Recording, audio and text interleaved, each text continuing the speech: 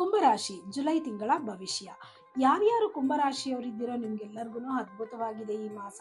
ಎಲ್ಲ ಕೆಲಸ ಕಾರ್ಯಗಳು ಸುಗಮವಾಗಿ ಆಗ್ತಾ ಹೋಗುತ್ತೆ. ಹಾಗೆ ಇಷ್ಟು ದಿನ ಆ ಕೆಲಸ ಮಾಡಬೇಕು ಈ ಕೆಲಸ ಮಾಡಬೇಕು ಅಂತಿರೋದನ್ನು ಕೂಡ ಹೇಗೆ ಹೂ ಹೆತ್ತದಾಗಿ ಸಲೀಸಾಗಿ ಆಗುತ್ತೆ ಅಂತಾರಲ್ಲ, ಆ ಒಂದು ಮಾಸ ಆಗಿರುತ್ತದೆ ಕುಂಭರಾಶಿಯವರಿಗೆ. ಯಾವುದೇ ಕೆಲಸಗಳು ಕೂಡ ನಿರರ್ಗಳವಾಗಿ ಆಗ್ತಾ ಇರುತ್ತೆ.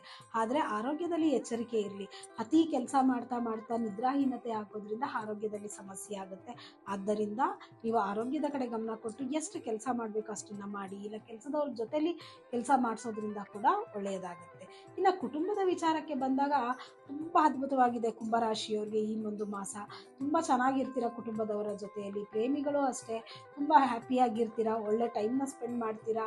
ನೀವು ಯಾರ್ಯಾರು ಕುಂಭರಾಶಿಯವರಿದ್ದೀರೋ ನೀವೆಲ್ಲರೂ ಕೂಡ. ಇನ್ನು ವಿದ್ಯಾರ್ಥಿಗಳಿಗೆ ತುಂಬಾ ಉತ್ತಮವಾದ ಮಾಸನೇ ಇದು.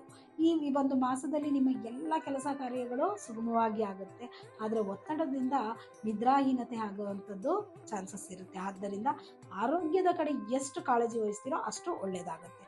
ಹಾಗೆ ಉದ್ಯೋಗಸ್ಥರಿಗೂ ಕೂಡ ತುಂಬ ಒಳ್ಳೆಯ ಒಂದು ಮಾಸ ಆಗಿರುತ್ತೆ. ವ್ಯಾಪಾರಸ್ಥರಿಗೆ, ಆನ್ಲೈನ್ ಬಿಸ್ನೆಸ್ ಮಾಡೋರ್ಗಂತೂ ಕುಂಭರಾಶಿಯವರಿಗೆ ಎಕ್ಸಲೆಂಟ್ ಮಾಸ ಅಂತಲೇ ಹೇಳ್ಬೋದು. 5, 23, 29, 27 ಈ ಒಂದು ದಿನಾಂಕಗಳಲ್ಲಿ ಯಾವುದೇ ಕೆಲಸ ಕಾರ್ಯಗಳನ್ನ ಮಾಡಿ ಶುಭವಾಗುತ್ತೆ.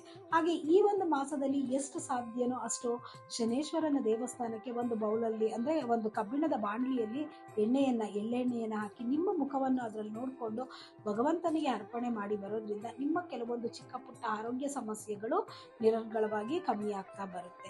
ಆದ್ದರಿಂದ ಒಟ್ಟಾರೆಯಾಗಿ ಕುಂಭರಾಶಿಯವರಿಗೆ ಎಕ್ಸಲೆಂಟ್ ಮಂತ್ ಅಂತಾನೆ ಹೇಳ್ಬೋದು. ಧನ್ಯವಾದಗಳು.